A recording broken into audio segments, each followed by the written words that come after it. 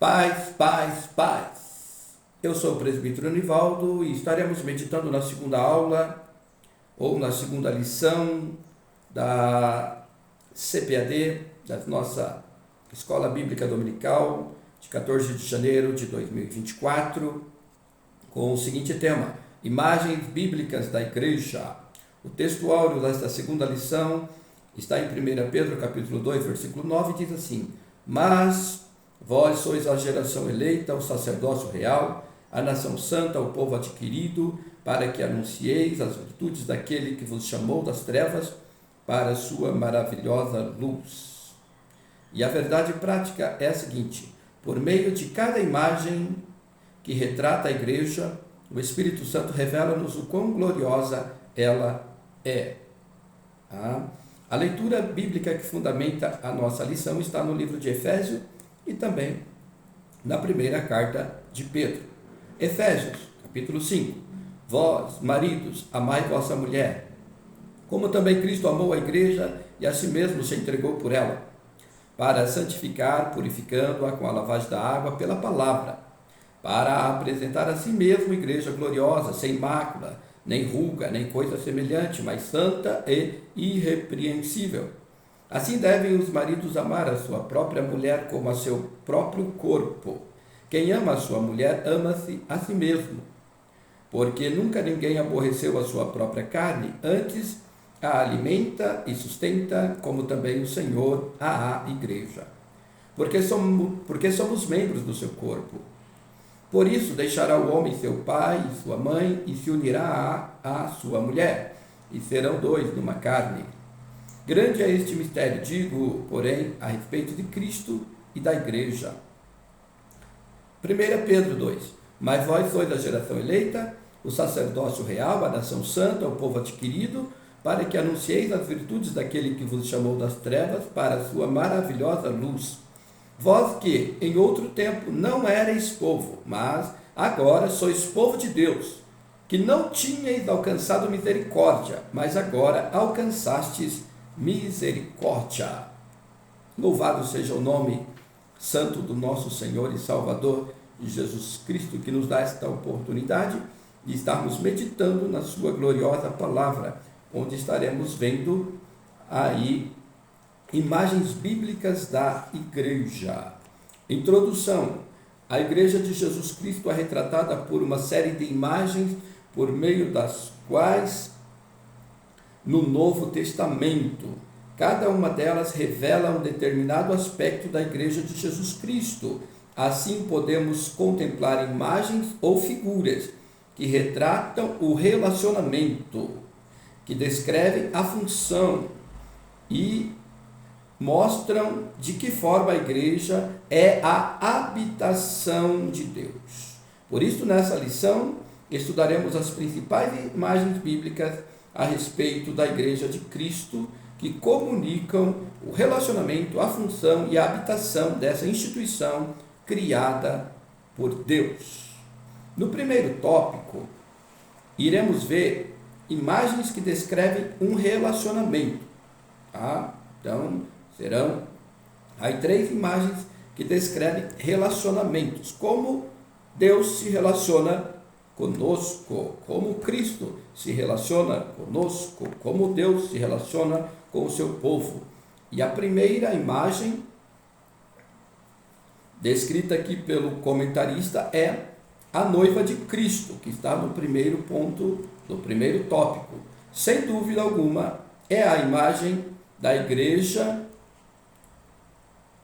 das mais belas, é a imagem da igreja, uma das mais belas das Escrituras. Na verdade, a Bíblia usa tanto a figura da noiva como a da esposa para representar a igreja. Primeiramente, a igreja é descrita como uma virgem pura. Convém destacar que a palavra grega paternos, traduzida aqui em 2 Coríntios 11, 2, como virgem pura, é usada em relação a uma donzela que ainda não contraiu núpcias. É uma figura da igreja como noiva, trazendo uma ideia de castidade, pureza e de fidelidade. O interessante é que a principal ideia que uma virgem pura traz é a da pureza. ou seja, de uma mulher que nunca foi tocada, tá? De uma mulher que está sendo preparada para o seu noivo, tá? Essa é a ideia. Por isso que nós lemos aqui que o próprio Jesus, ele está preparando a sua igreja, ele está santificando a sua igreja para que um dia ele case-se com ela, tá?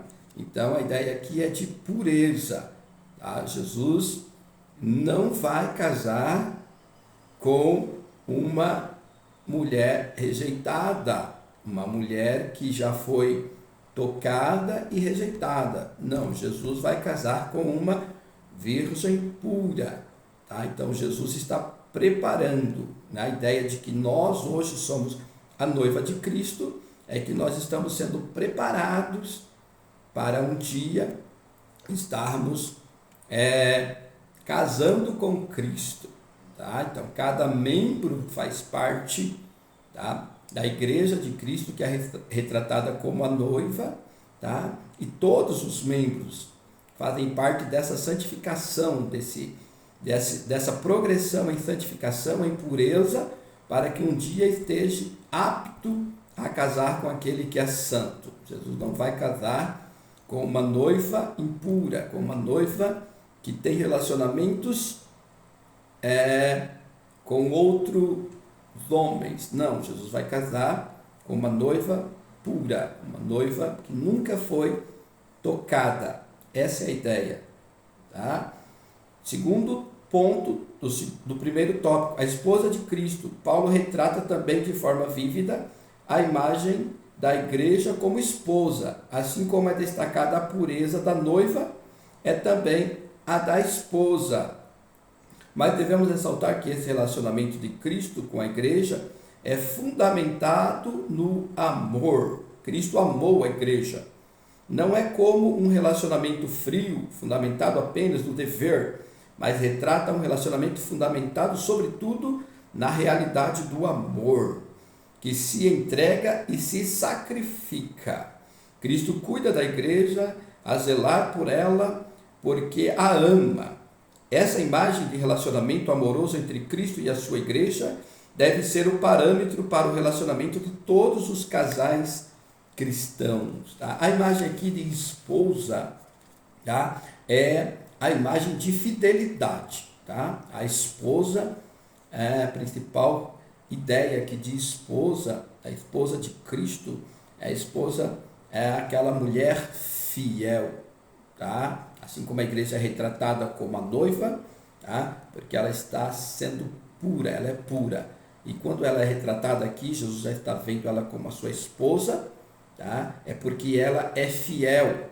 No Antigo Testamento, o povo de Deus também muitas vezes era comparado como uma esposa, só que como uma esposa infiel. Muitas vezes os profetas vão jogar na cara de Israel, de Judá ou de Israel, a infidelidade deles como uma infidelidade de uma mulher para com o seu marido, tá? E aqui Cristo o Novo Testamento vai comparar a igreja como uma esposa, mas como uma esposa fiel, tá? Que ama o seu esposo, tá? Porque o seu esposo a ama de uma tal forma extraordinária, a ponto dele nos dizer que assim nós, homens, devemos amar as nossas esposas como Cristo ama a sua igreja. Ele é o exemplo para todo marido. Cristo é o exemplo para todo marido aqui. Assim como ele ama a sua igreja, se entregou por ela,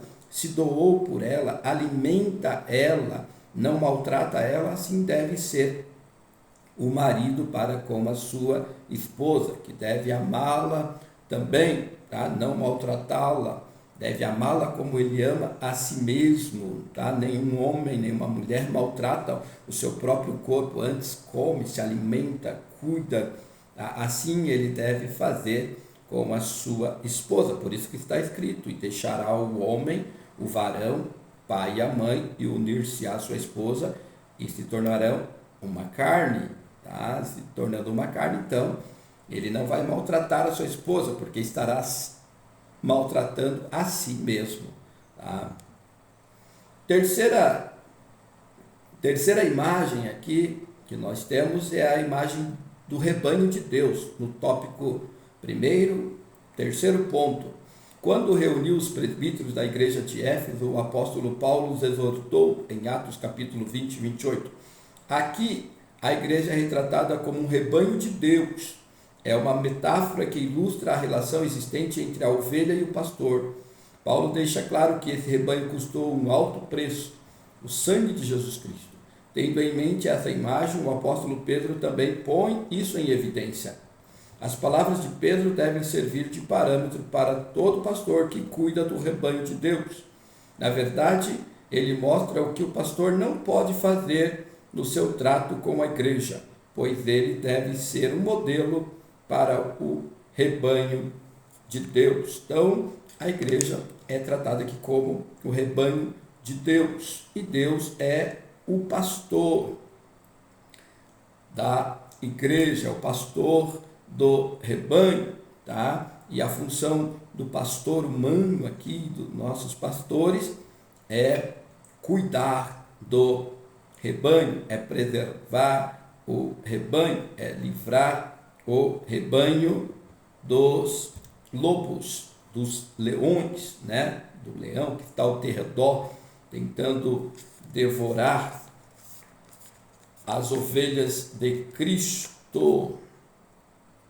Então, estas são as três imagens da igreja, tá? A noiva, a imagem da igreja como noiva, a imagem da igreja como esposa e a imagem da igreja como rebanho de Deus, que retratam relacionamentos, tá?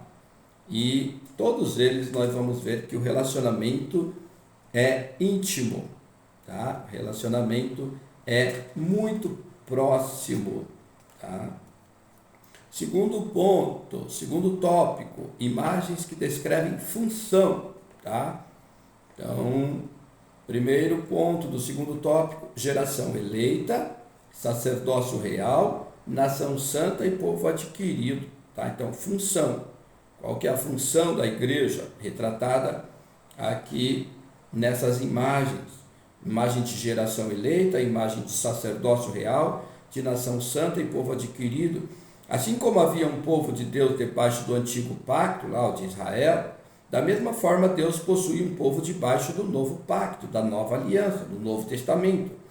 É uma geração eleita. A palavra grega aqui, genos, traduzida como geração, também possui o sentido de raça. O Novo Testamento mostra que em Cristo, tanto os judeus quanto os gentios fazem parte de uma só geração, ou raça, por causa do que eles têm em comum. Não há distinção de raça, cor, sexo ou estado social. Em Cristo, todos formam a geração eleita, a raça eleita, tá? E aqui não há excludente. Qualquer um que quiser fazer parte, tá? Qualquer outra raça pode fazer parte, seja branco, seja negro, seja amarelo, seja vermelho, né? O Evangelho está aberto para todas as pessoas. E quando aceitamos o Evangelho, passamos a fazer parte de uma geração eleita, de uma raça eleita em Cristo Jesus.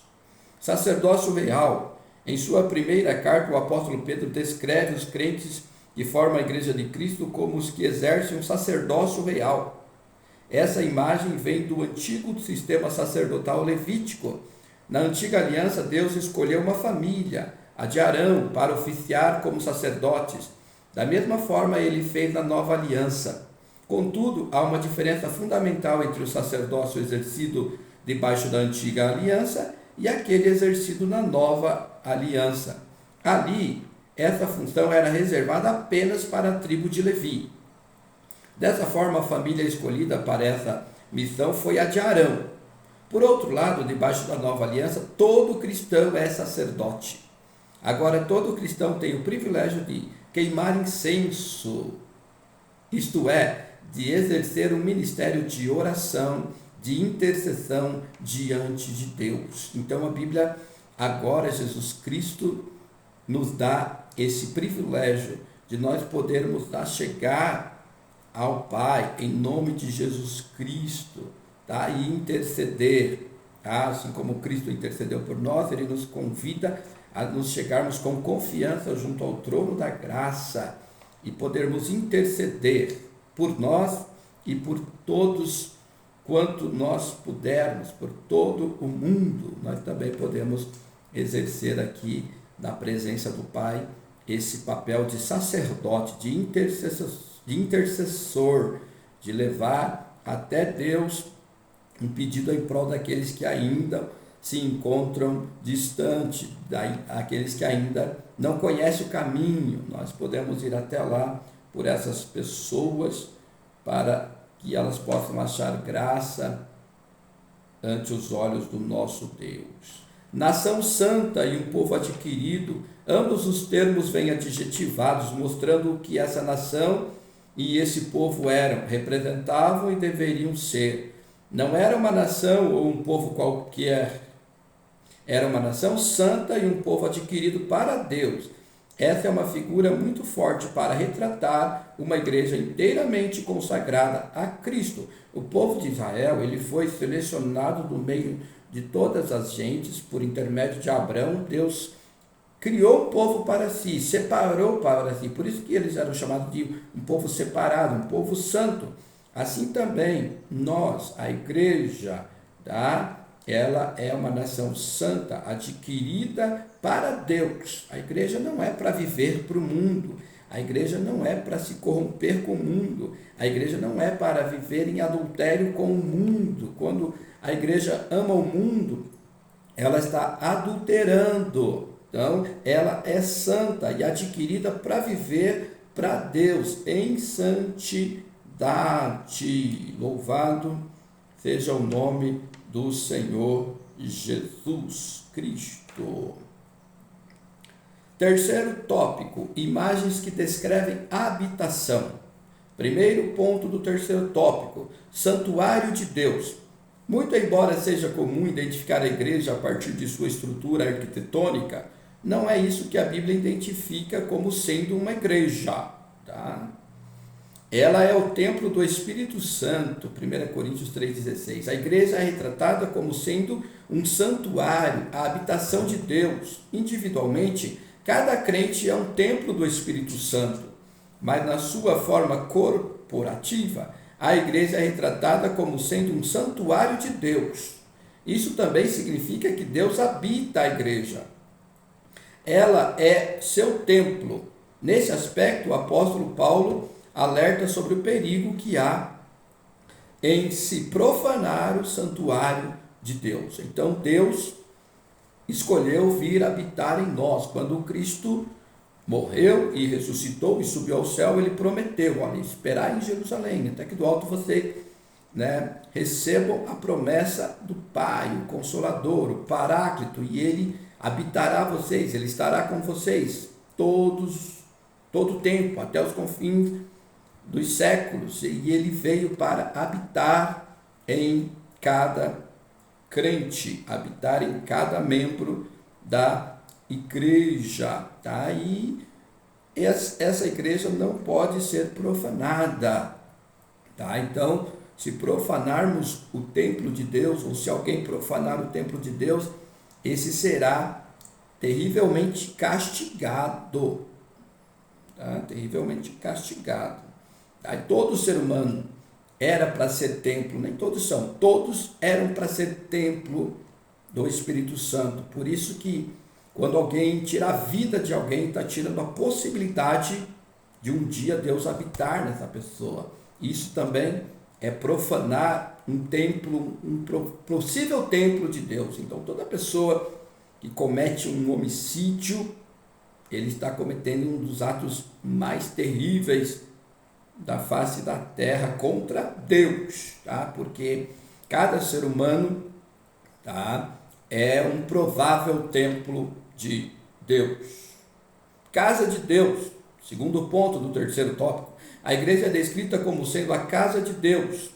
Esse conceito da igreja como sendo a casa de Deus é derivado do Antigo Testamento, em que o povo de Deus é retratado como a casa ou família de Deus. A nação de Israel floresceu a partir da família de Jacó. Isso nos faz ver a importância da igreja como uma instituição social. Na base da sociedade está a família. Uma igreja forte é formada por famílias igualmente fortes. Uma igreja fraca é formada por famílias fracas. Por trás de muitos problemas sociais está a desestruturação familiar. A recomendação de Paulo em 1 Timóteo revela que a igreja se orienta por um padrão moral que deve nortear seu comportamento na sociedade. Por isso que nós nos chamamos de irmãos, porque somos todos filhos do mesmo Pai, temos o Espírito Santo de Deus e clamamos Abba Pai, fazemos parte da família de Deus, da casa de Deus. Quando fala casa de Deus, está falando da família de Deus, tá? E não importa se somos brancos, negros, índios, nós fazemos parte da casa de Deus. O privilégio de ser igreja. À luz do que estudamos nesta lição, podemos fazer algumas considerações. Primeira, a Igreja de Cristo é uma instituição formada por salvos que se relacionam com Deus e, por isso, eles fazem parte do seu rebanho. Segundo, a Igreja de Cristo é uma instituição formada de salvos que exercem uma função sacerdotal diante de Deus perante o mundo. E, finalmente, a Igreja de Cristo é uma instituição em que Deus habita e vive. É um privilégio fazer parte da Igreja de Cristo. Deus abençoe. Continue conosco, curta aí e compartilhe. Deus te abençoe. Até a semana que vem.